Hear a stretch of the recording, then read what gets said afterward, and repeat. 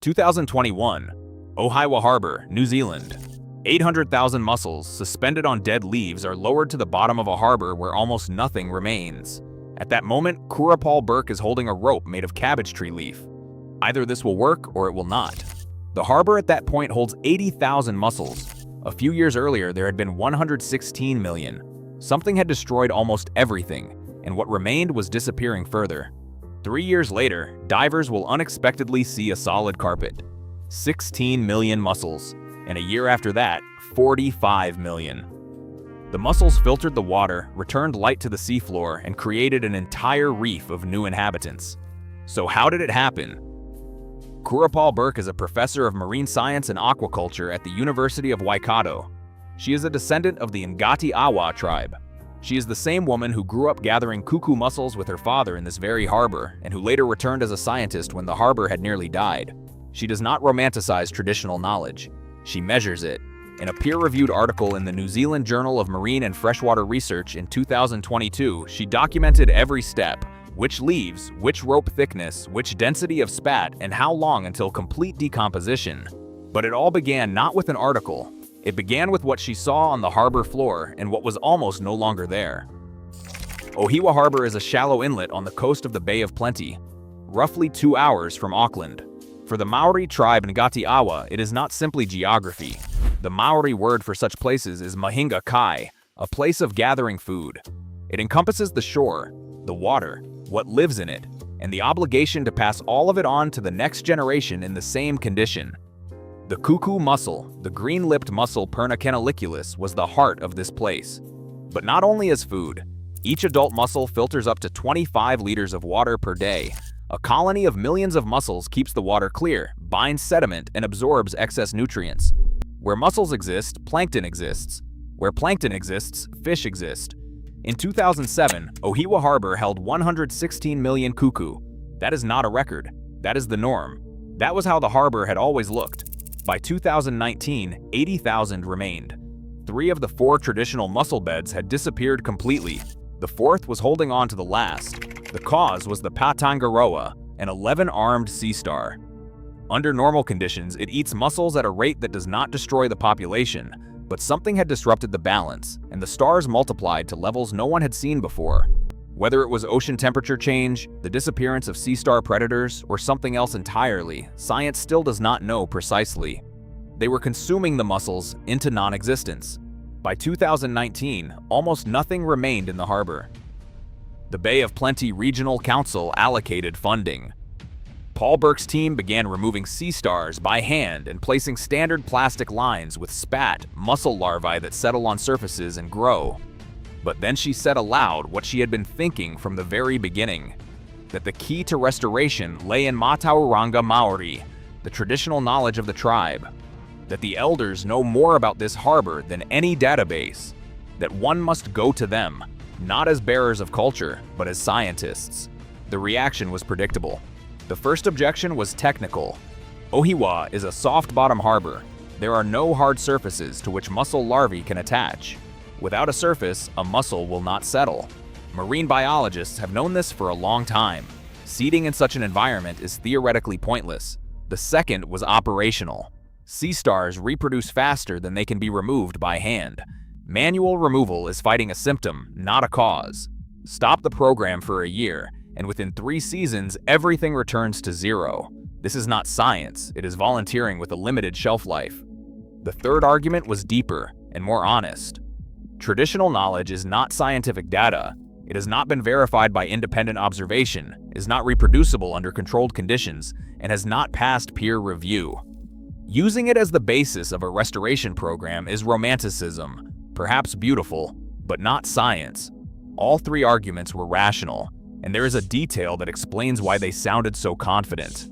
At the time the project began, not a single New Zealand government agency had a Maori marine scientist on staff. Not one. Which meant the people deciding what counts as science were precisely the people for whom Matauranga Maori could not, by definition, be science. Paul Burke did not argue. She agreed with every objection and said, "You are right about the details, but you are not seeing what happens when a mussel falls off a plastic line." This is where the key turning point begins. A plastic spat line is the industry standard.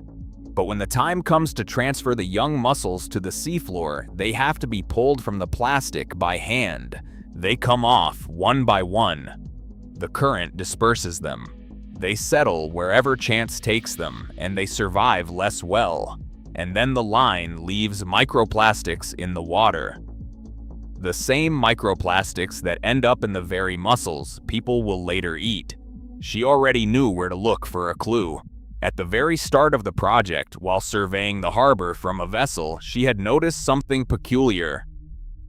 On the anchor chains of boats, mussels grew thick and healthy. Sea stars simply cannot reach them. If you give spat a protected suspended surface, it will survive. The only question was what to make that surface from, and what to do with it when the mussels have grown. Paul Burke stopped and went to the Kaumatua, the tribal elders. She asked, "Where did you gather cuckoo when you were young?" Not roughly where, specifically with the names of sites with a spatial memory passed down through 2 or 3 generations. They described 4 traditional beds, places where cuckoo had grown for hundreds of years. And they spoke of the material once used to weave fishing nets and baskets, the leaves of tea kuka.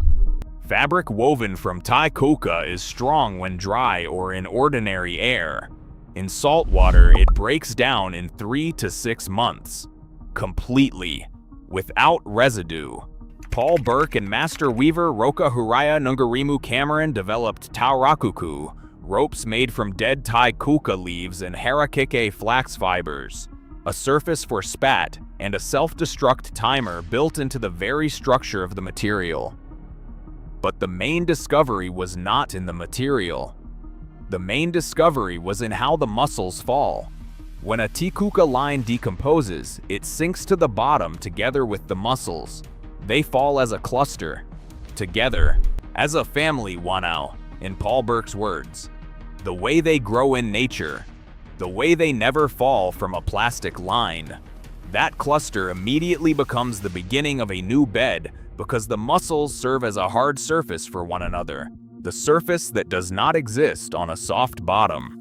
The first objection of the skeptics about the absence of a hard surface had just dissolved.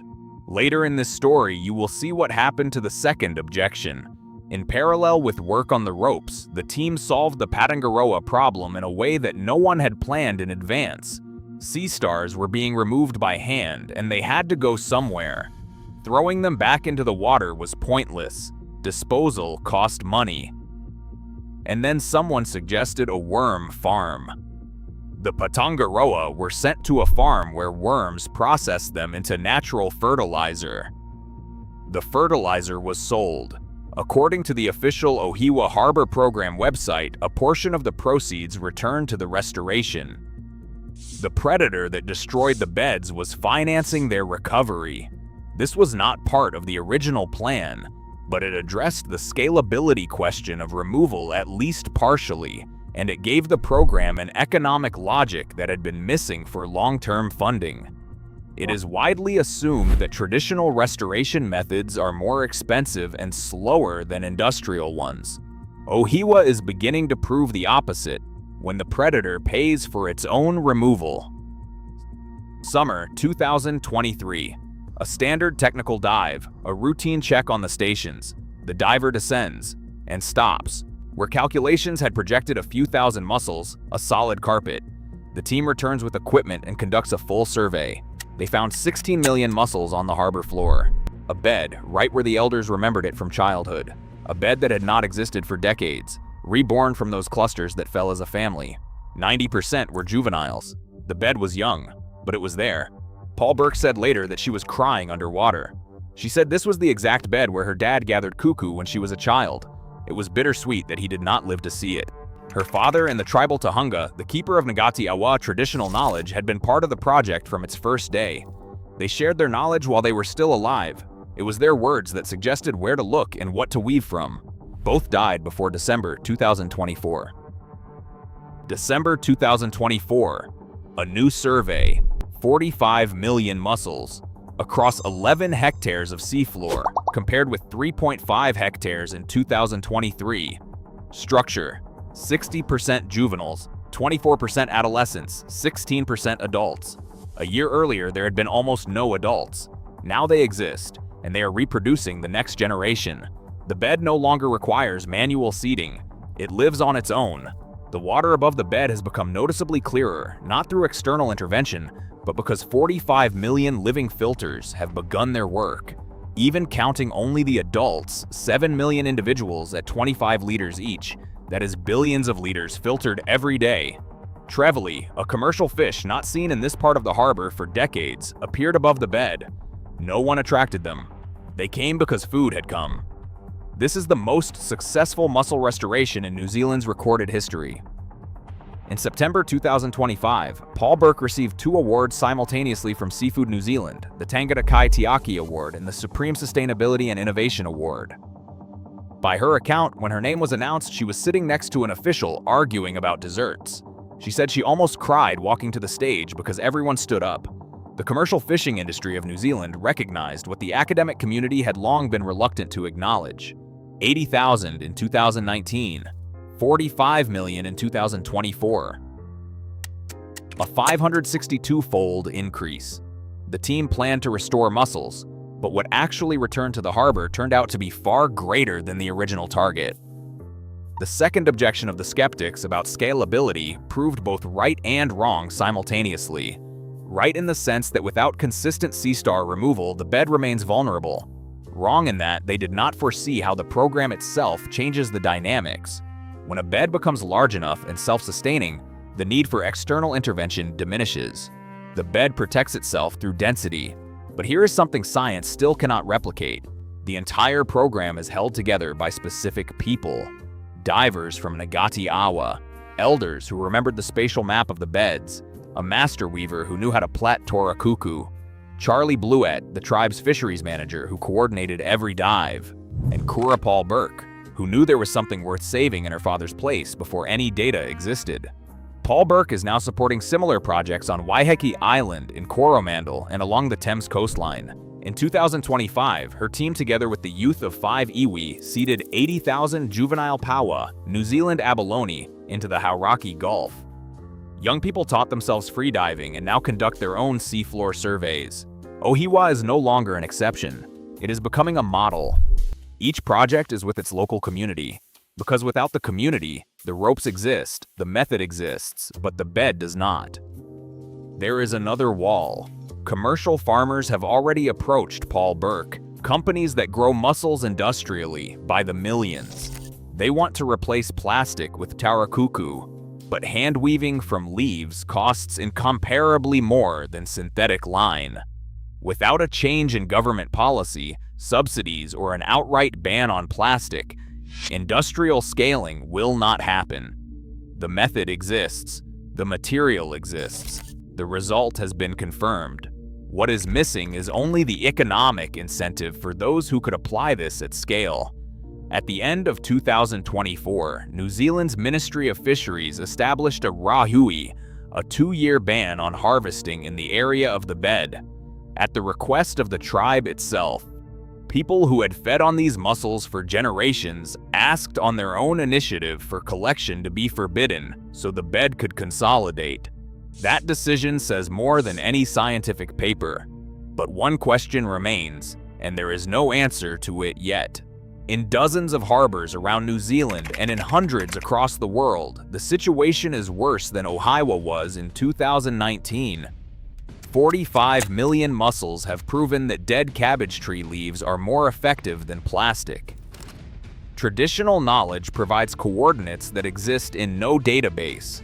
A predator can finance its own removal, but they have also raised a question now being discussed by researchers on 3 continents. What does it take to start an Ohiwa where there is no Ohiwa? Where there is a harbor, but no people who remember what it once was? Where there is science, but no culture to give it direction? There is no answer. And without an answer, 45 million remains an exception, not a beginning.